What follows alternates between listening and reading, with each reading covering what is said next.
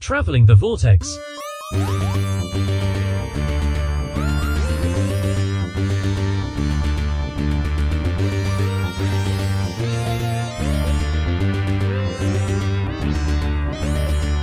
We join the Doctor as he travels the Vortex and arrive at episode 555. And short of a red-hot poker, this podcast is a direct route from the people's ears to your hearts. I'm Keith. I'm Sean. I'm Glenn. How's it going? Pretty good. Getting your pokers all heated up? Got mine in the fire stoking right now. Nice. I'm still trying to find a format that will do me justice. You just need one that will let you be louder. Did anybody do anything this week? We had another short time between recordings, so not a lot of time to do stuff, but I didn't do a darn thing, so I'll just start off. I didn't do anything. Me neither. I got my Disney reservations made. Oh, good. Like for the restaurants and all that jazz. Yeah, So. that's exciting. Now, hey, question. Glenn, you were down there relatively recently, right? 12 Or was years, it Keith that went down? 12 years ago. Oh, then I've never been. So you've never been at all. Yeah. Well, you two are worthless to me. Mm-hmm. For any of our listeners out there that would like to help a fellow Disney file, are the make your own lightsabers at Galaxy's Edge worth it? Are they like master replica quality, or are they more like, no, it's a toy? Get back to me and let me know. Just from the YouTube videos that I've watched of people making them and review them, it sounds like it's probably somewhere in the middle. Is it only the hilt, or do you get a blade too? Oh, you get a blade too. Oh, okay. Oh, wouldn't do you much good without the blade. Well, if you get to design your own hilt, that's pretty cool. How am I supposed to go strike down Kylo Ren if I don't have a blade? I didn't do a very good job if I didn't get a blade. No, I had told Mel that was kind of the one thing. It's like, expensive though, isn't it? Yeah. Yeah. It's a $200 and some odd experience, or plus. And I was like, well, that'll be my souvenir, but that's what I want.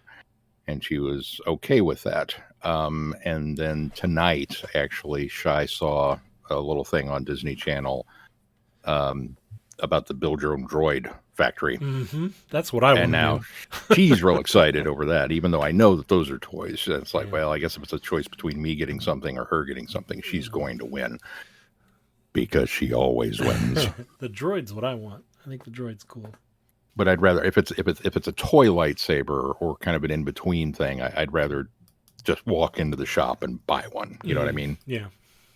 Other than that, we didn't do anything either. We got a new car finally to replace the G6 because, well, the G6, which was Caitlin was driving, went out way back in like October, and actually it was going out, and I started driving it in August and sent her back to school with the Ultima, which is the one I used to drive.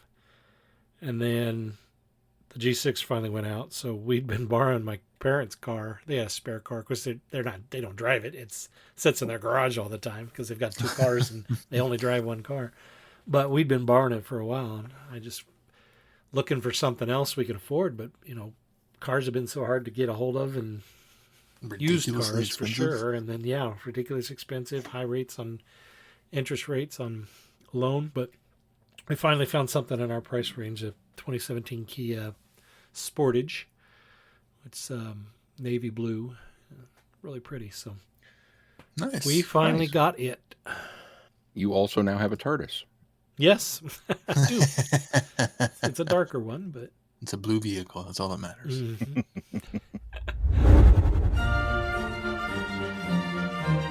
We are going on a journey, a very long journey, through the world of the Target novelizations in publication order. Every week, we are looking at a new book, talking about Terrence Dicks, Malcolm Hulk, and all our Doctor Who novelization friends. Whatever you do, keep turning the pages. This is Jason Miller of the Doctor Who Literature Podcast, a member of the Direction Point Podcast Network, and you are listening to Traveling the Vortex, a Direction Point podcast. Well, we didn't have any news happening this week, so and I don't think anybody did any something new 2-minute review materials. So let's move on and just get right to the meat of our discussion, which is our Beep the Meep Adversary Archive. Wouldn't that make it the Meep of our discussion? Of course, we reviewed the Star Beast and the comic strip adaptations of Doctor Who and the Star Beast just a few weeks back. So we will maybe just refer back to those, but we're not going to obviously re-review those. But this week we did a set of pieces to kind of wrap up Beep's storyline. We did Beep the Meep Gets 3,000 Years, Star Beast 2, The Ratings War, TV Action, and Who on Earth is Beep the Meep? And we're going to do these somewhat in chronological order. So let's start with the little blurb in the Doctor Who Weekly number 30, which is Beep the Meep Gets 30,000 Years. Which is really just kind of a funny article. like newspaper clipping, really. And Glenn just recapped the story for you. That's pretty much it. No, I thought this was kind of neat. Actually, when we put this archive together, I came across this one late, and so I added it because I thought it was kind of cute. And the reason I added it or found it is because it's alluded to in one of the other things that we're going to review. But I'm going to even just read this one. This will be the first time we read something in full that we're reviewing. Beep the Meep Gets 3,000 Years. A galactic court sat yesterday to hear the case against one of the deadliest outlaws ever known, Beep the Meep. I love how it says the Wrath Warriors, which is already wrong. The Warriors, Sergeant Zogroth and Constable Grieg, who first formed the Galactic Law Enforcement Posse that was eventually successful in capturing the Meep, gave evidence against him. Throughout the trial, Beep growled and hurled abuse at the jury. Judge Strickler Skaggs said that it was one of the worst cases he had heard in centuries. The Meep will serve a 3,000-year sentence in one of the universe's top security prisons. So this kind of picks up and gives you a little what happened after Star Beast vibe, which I thought was kind of cool and kind of clever. And I'm glad that I found it because it really kind of is a neat start to everything that we're getting ready to review as well. Yeah, it's really cool. Nice little recap. Had I stumbled upon it, while reading Doctor Who magazine, I would have been really impressed that they just included a quick little thing like that. Really excited about it. Well, and you know what? The part that I was most excited by was the idea that the warriors that we see in Star Beast, they're not just they're not just policemen. They're not just the Jadoon coming together. No. These are the guys that formed the posse. Yeah, right. Which brings to mind Butch Cassidy and the Sundance Kid. It's LaFleur's and the Straw Hat. And now I want a story where Beep the Meep is on the run from these guys. All the misadventures that happen to be for Star Beast with just them chasing him. That would be fun. It would. Of course, the next little bit that features Beep is the Star Beast 2, which is actually a follow-up to the Star Beast. This, although, is not a ongoing story. It is one encapsulated comic in Doctor Who Yearbook 1996. Who wants to go first on this one? I enjoyed this one. I thought it was a fun revisit of the character, albeit a kind of briefer story, and him kind of, being true to form. I was glad that they addressed the fact of how he got out of prison and the way he, manipulates everyone as he always attempts to. And then just the simple aspect of it of him going back to Earth and wanting to get his Black Star drive back to enslave, and the Doctor just happened to be there and dispatching him fairly quickly in a fairly easy manner, but it was enjoyable. Mm-hmm. I thought it was kind of unique too how he captured him. Kind of a bit silly, but also kind of different. I mean, it's not something that you see very often. Trapping him in a Lassie film. Yeah. Not entirely sure how that works, but I'll allow it. Yeah, you know, comics. We get a reunion with Fudge, who's now fully grown and working in the theater. I'm stuck on the. It was a little silly, but I'll allow it. It's like we are talking about Beep the Meep, Right. Who is also a little silly, and I'll allow him. Yes, that's any element of this story is like, yeah, okay. Which that's the endearing quality of Beep the Meep is that he's just so ridiculous. Most high, of course, but ridiculous. I think it's a fairly clever concept for a villain. I mean, the unassuming, cute nature of him, puts people on their back foot. And once, it's kind of like sometimes some cats are this way. You think they're cute and adorable, and then they turn out to be evil. He's the same way. Yeah. So just for the record, you're comparing Beep the Meep to a cat. Oh yeah, he's definitely a cat. He's definitely a cat. Okay. You don't think so? Oh no. If I were to classify him as an animal, he's not a dog. That's for sure. He's definitely more cat-like. And chinchillas, while he looks like a chinchilla, chinchillas aren't that evil.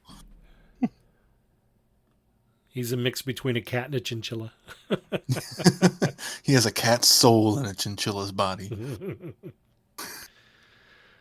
We talk about how kind of silly it is he trapped in a film, but at least they tried to explain. I mean, it's very technobabble and very blah. No, that's not really how that works that way. But at least they give us some technobabble to give some meaning to why it works.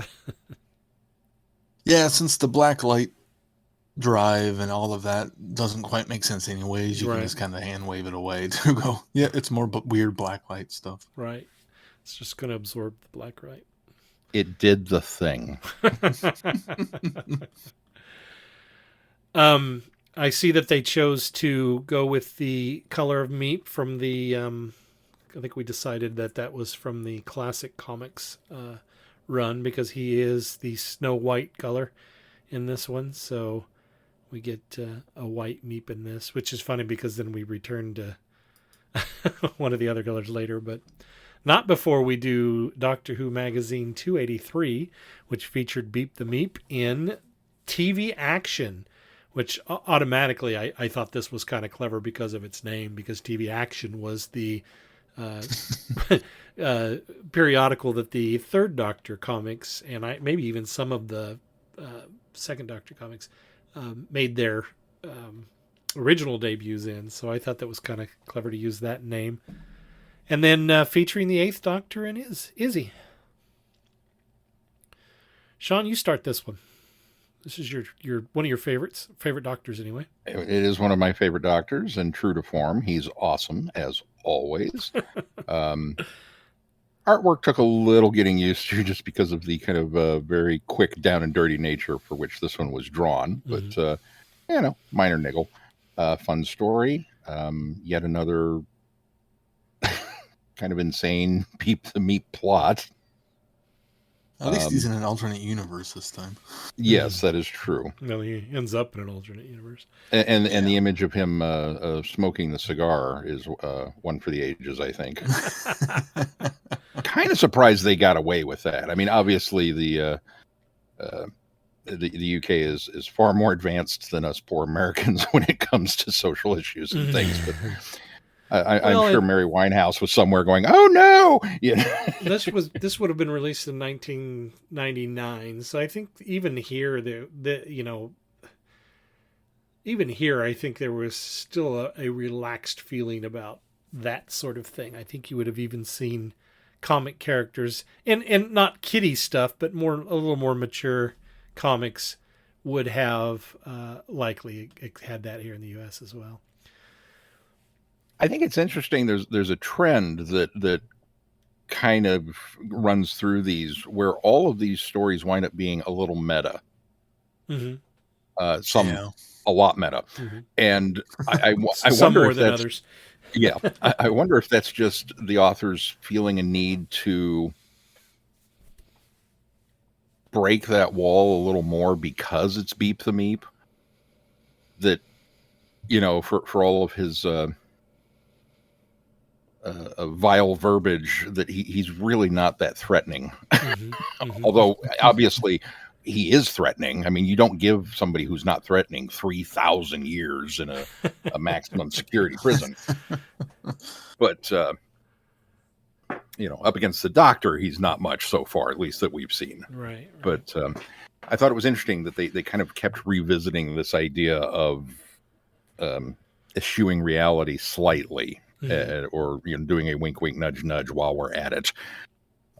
Because, you know, Beep's not ridiculous enough on his own. No, we have to. Well, we're going to do a TV show of the TV show that we're doing fan fiction of. Well, and this one leans into it a lot more than any of the, well, maybe with the exception of the last thing that we'll do, but this one really leans into it heavy. And this particular story actually sort of reminds me of something that you would find in Mad Magazine.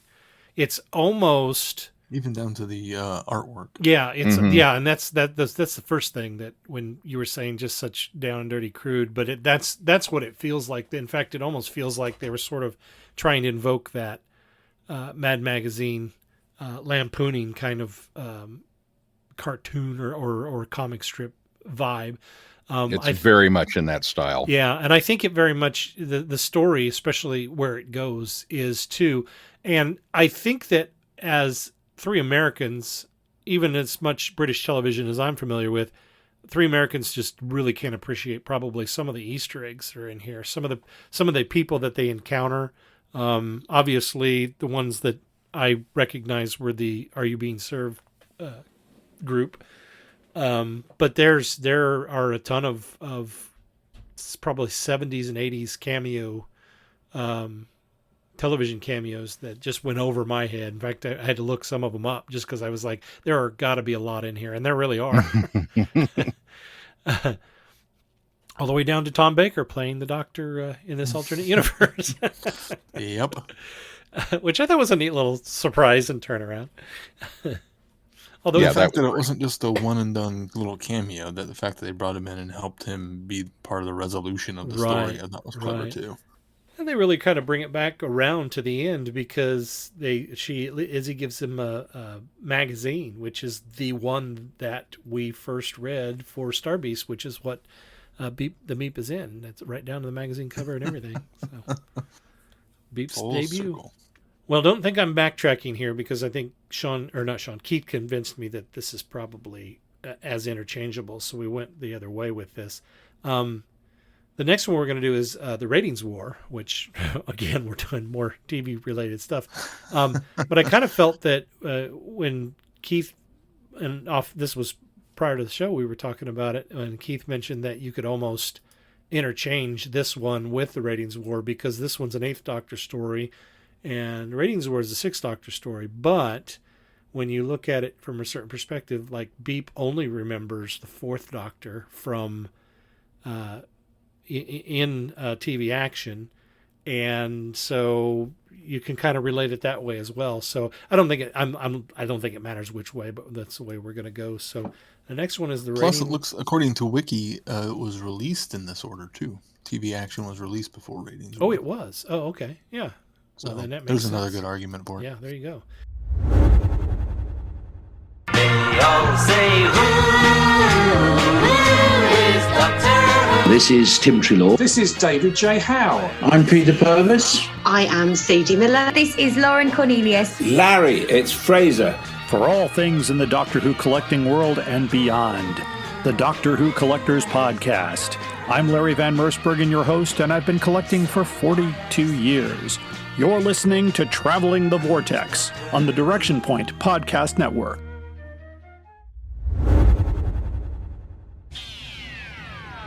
You are invited on an adventure across all of time and space, in a completely random order. It's the Police Box in the Junkyard podcast. Jump in the TARDIS with your hosts, Eric Gulbranson, Asad Kheshki, and Matthew Kressel. Explore Doctor Who TV stories, audio adventures, and books, both novels and non-fiction. The Police Box in the Junkyard podcast. It's the entire Whoniverse on shuffle. The Police Box in the Junkyard podcast is a member of the Direction Point Network and is available about once a month wherever you find your podcasts. You are listening to Traveling the Vortex.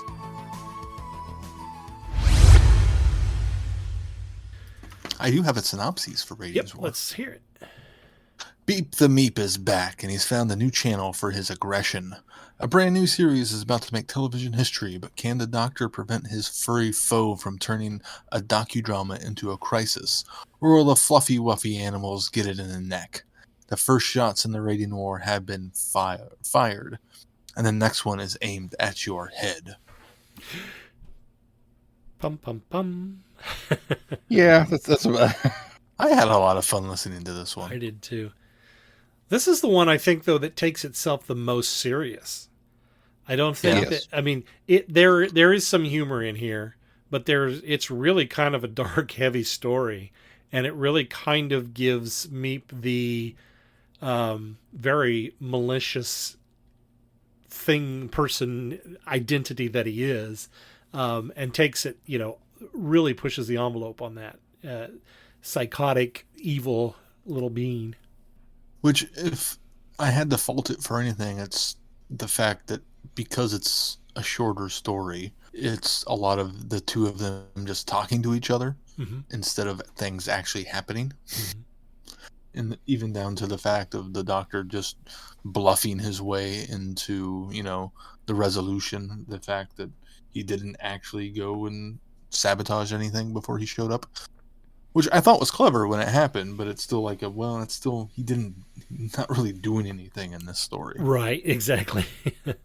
But the Sixth Doctor and Meep pairs so well together. It's so fun listening to them banter back and forth that I didn't mind it. I agree.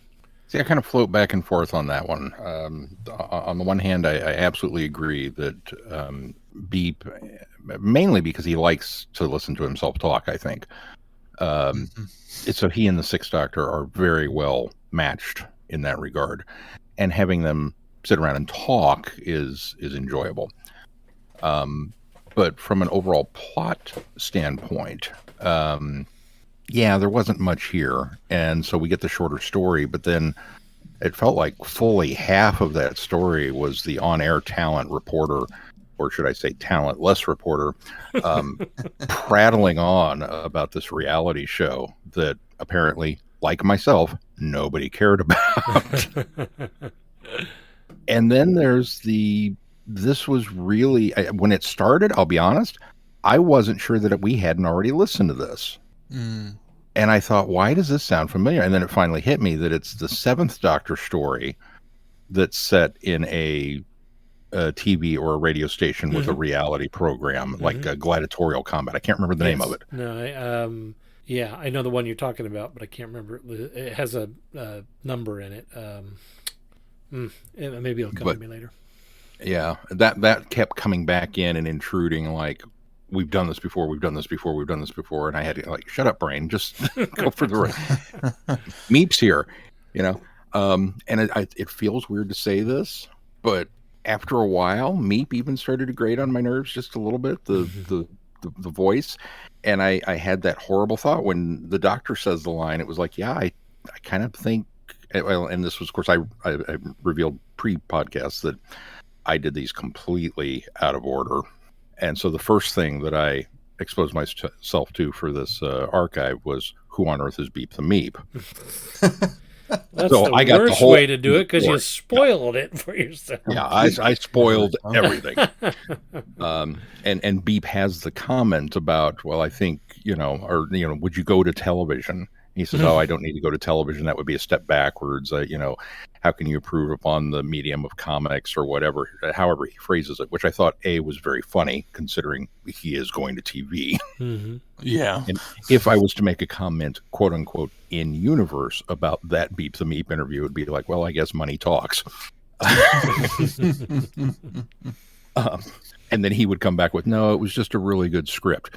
At any rate, but I kind of thought, yeah, I think maybe he's right. I think maybe comics is kind of the perfect format for Beep, because in a story, I don't know that without, I think without the visuals, I don't think he works quite as well.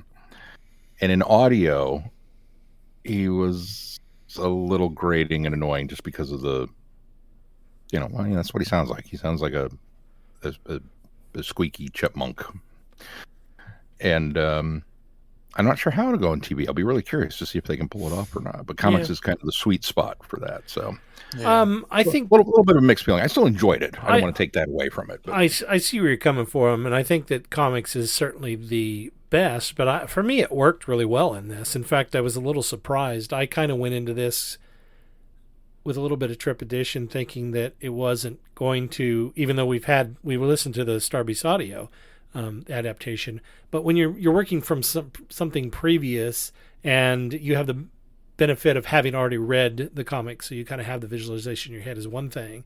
But this one, I kind of thought, is this going to work very well? And I thought it worked really well. I agree that it doesn't really go anywhere because everything is kind of, from two perspectives, everything's predestined, because Beep's been, orchestrating this for what he says, like 6 months. He says he's had this guy under his control, but also the doctor's also been, 3 steps ahead of Meep as well. So all of this worked out in the way that it was just had to work out because both of them had plans in place. But I'm like Keith. I liked the interaction between Beep and the Sixth Doctor, and I think that besides the Fourth Doctor, the Sixth Doctor is the only one that I think, in audio anyway, would play off as well as this. And so I really I appreciated that. I liked that about it. And I like how dark it got. I like that he talked about how he got out of the film when the girl was watching the print that the Warith had, and he ends up killing her to get out because she called him Cuddly Wuddly or something. I don't remember exactly what she said. Snuggly something.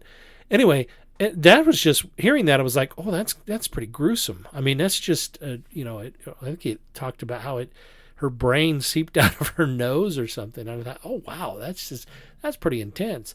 And in the comics, the stakes are high, but they don't seem near as high as they do in this audio. And I think part of that's because of the dramatization of it and taking itself a little more serious really kind of makes the gravity of the situation a little more desperate and a little more real. And so I really liked that about it as well. Yeah, I'll give you that one. I think I don't know how well the story would have worked had I not known who Beep the Meep was. Mm-hmm. If like this was just, I picked up this story as the freebie that like it was originally released and had not read anything comic wise, I don't think I probably would have liked it as much. But knowing what Beep looks like, knowing what Beep is like, I think that helped me enjoy the story a little bit more. Well, and that's it. Essentially, it's it's a freebie. It's essentially one giant Easter egg of a story that here's this thing that we did, and some of you will remember this. And as Glenn said, the kind of back and forth between them, where it's all predestined, is almost Curse of Fatal Death. Well, I went back and talked to the architect, and it's a lot happening with nothing going on because you're talking about the events that happened off screen. So. But it's Meep, so it works. And the Sixth Doctor, I think, was very enjoyable. Maybe just because of other homework that's coming up, but being in a Sixth Doctor headspace, it suited him so well. And I really enjoyed his speech at the end with all of the meta references they crammed in there. That was really nice. That was fun. And true. I mean, yes, it does really kind of, the audio is a better medium for the Sixth Doctor. Well, let's move on and talk about, even though Sean's already kind of brought some of it up, but there was in Doctor Who Magazine issue 419, which was only, well, it was 2010, so 13 years ago, but it's probably the most recent, besides the Star Beast that's coming out, thing that's featured Beep the Meep. And it's Who on Earth is Beep the Meep? And Who on Earth, I think, is a ongoing segment in was an ongoing segment in Doctor Who magazine. And this time they chose to do almost kind of a in-universe, in IRL conversation with Beep. So it's the interviewer interviewing Beep and getting his basically going over his life story and talking about where he is from now. They recap the because he turned 30. It looks like. Yeah, that's right. It was quite the exclusive. His 30th. Of course, then for the most part, it's a recap of a lot of things that already happened. We get the discussing about the event in Blackpool, or Black Castle. Sorry, not Blackpool. Black Castle, which is the first one from the Star Beast, and then move on to talk about the little short. In fact, I think this is where I had discovered the little cutout and went back and found it. And that's when I added it, is after I'd read this. But talking about the little, how he got the 3,000 years, and then after he was paroled, so they talk a little bit about Star Beast 2, and then moves on to they even talk about the ratings war and they make a couple. I should mention there are a couple of other, and this makes a slight mention of those, but not enough that I felt that it still even needed to have been included. But Beep does appear in a couple of other things: Party Animals and A Life of Matter. Life of Matter and Death, but they're little cameos. They're like little, like, blink and you miss him for one, and one where I think he has like one little balloon of dialogue, but it's almost kind of a in joke or a cameo, cameo joke. And so I kind of left those out, but this article does, at least to Party Animals, refers to Party Animals, which is one of those. So I thought it was kind of fun, especially for a 30th, to do something a little meta and a little out of character. I don't know that I would consider this canonical, if we're going to count Beep the Meep as canon. I don't know that I would keep that. But going to what Sean was talking about earlier, I just thought how funny 13 years ago this reviewer's asking him if he's done comic strips, he's done audio, is TV next. And I got giggling when I was talking about that. And it says, I never really thought of Doctor Who on TV as being canonical. And then he says, I'm afraid. And anyway, they'd probably do me in CGI, which they're completely doing. And I'm giggling at this. And I had to finally, my family's sitting there looking at me like, what are you doing? Because I'm reading this. And I was like, so I had to relay it to. And they all thought it was kind of funny too, that it got so meta unintentionally so many years ago. One has to wonder if RDT, obviously was a big reader of Doctor Who magazine back in the day, and did that stick with him? Mm-hmm. And as he was writing the script, he was giggling. Maybe so. I'll show you, Beep. I'm totally going to do you in CGI. Well, I also love the fact that he calls out that, Star Beast 2, and it was great to work in color because, the first story was in black and white, even though they colorized and colored him wrong. Mm-hmm. He's not blue. Which we discussed. That made me laugh and think of you, Glenn. Mm-hmm. And then they show the little shot of him here in chains, and he's purple. Yet a different color. Yep. And then just the fact that he gets free and kills the interviewer. Mm-hmm, right. I mean, they could only end that way. It's like the perfect ending. Yeah. Ken Book was the interviewer.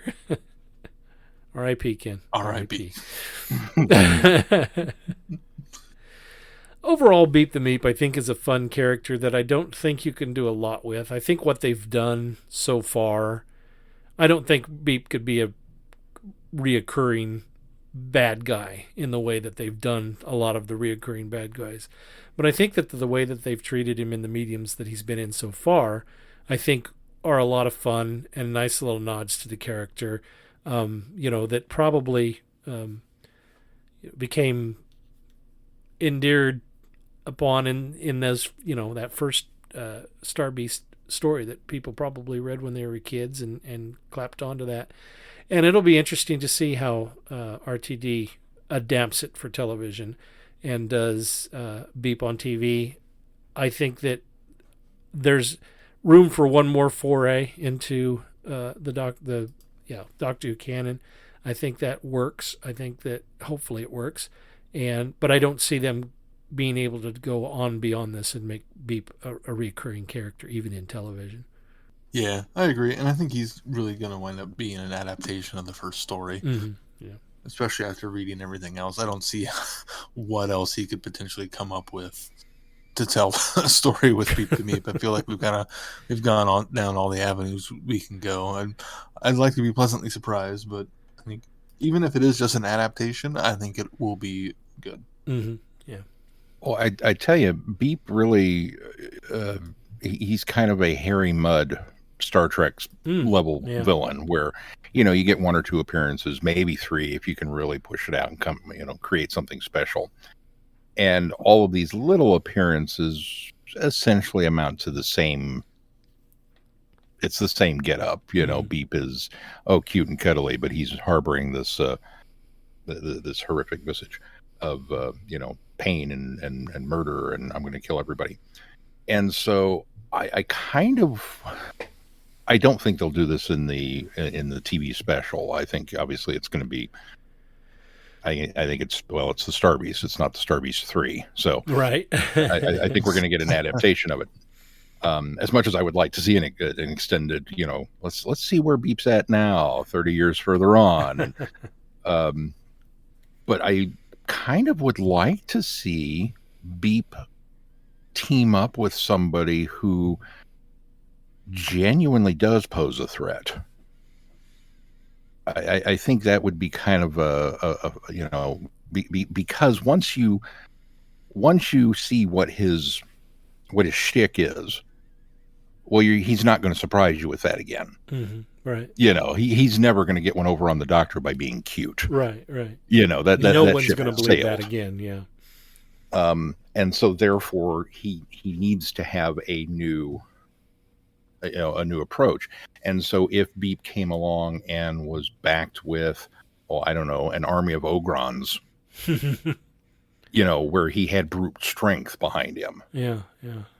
Then suddenly that could be interesting if he was not in a position of weakness, which is the other thing that we've seen throughout these appearances, where he's been forced to rely on being cute because he has fallen.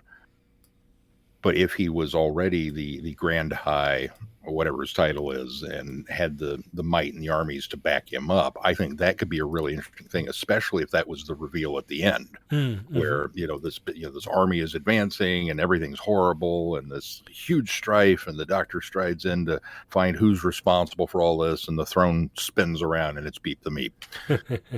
That's how you suck the wind out of everybody's sails with that one. Yeah. But one thing that this series of stories did do,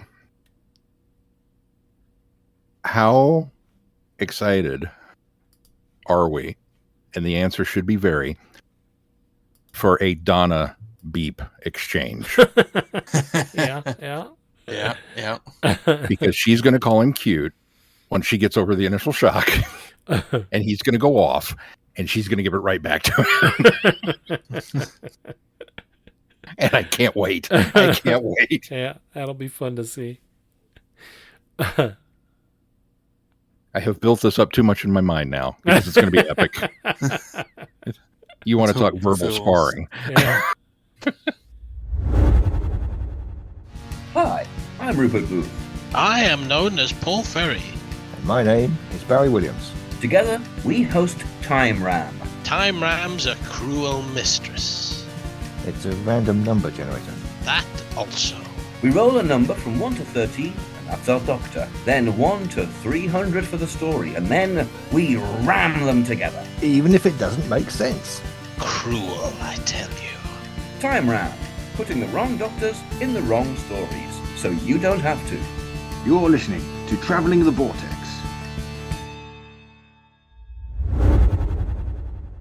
Hello, fellow time travelers, and welcome to the Doctor Who Target Book Club podcast, the only podcast to discuss, in story order, all the Doctor Who novelizations. My name is Tony Whitt, and every 2 weeks or so, I'm joined by a 2 to 3 person discussion panel, including our so-called expert who's been a Who fan since 1979. That would be me. We also get the views of intermediate, casual, and novice fans who either have never seen the show or who have never read these books until these podcasts, including Dalton Hughes and Alison Seyfried. You can find us on iTunes, Stitcher, Spotify, or wherever you find good podcasts, or even ones like ours. You're listening to Traveling the Vortex, a Direction Point podcast.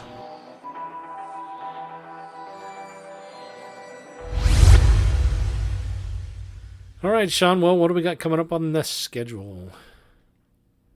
Well, coming up next on the schedule, we go from one Adversary Archive to another with the Celestial Toymaker, or as Glenn has it listed, the Toymaker, probably because it was such a long title that he typed into our schedule here. There's a reason for that, but we'll talk about it on the next show. Oh, well, there's your hook, kiddies. You'll have to tune in to find out. That's right. We'll be reviewing Big Finish's audio adventure, The Nightmare Fair, which is Lost Stories 1, along with, for extra credit, the Target novelization by Graham Williams of The Nightmare Fair. Doctor Who Magazine number 192 has a short story, A Brief Encounter, called Games. And Doctor Who Magazine number 56 has The Greatest Gamble, which is a comic. And we will cover all of that as part of an archive for our favorite troubling toy maker. Then we return to Once and Future in the next one, along with Doomsday. We get the next 2 hours of what's happening in those 60th anniversary specials.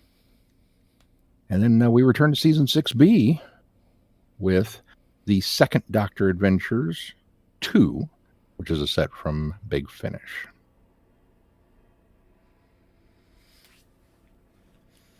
Lots to look forward to, and you can find us on our website, travelingthevortex.com. If you get any value out of this podcast, why not consider putting some value back into it and become a patron of the podcast? When you become a patron, you unlock more audios and specials from us. Also, please consider giving us a 5-star review wherever you subscribe to this podcast. And then make sure you join us on the various forms of social media. We are on Twitter, we're on Instagram, we're on Facebook, and we're on TikTok. Probably soon to be on Threads too, since everybody went to Threads. So yeah, look for us on there as well, I'm sure. Anyway, anything else we want to discuss or touch on before we close this one out? If not, until next time, I'm Glenn. I'm Sean. I'm Keith. Cheers. Good night, everybody. Be seeing you. Thanks for listening. You have been listening to Traveling the Vortex. Doctor Who and all of its associated programs are owned and trademarked by the BBC. No infringement is intended or implied. Direction point! Direction point! A Doctor Who podcast network.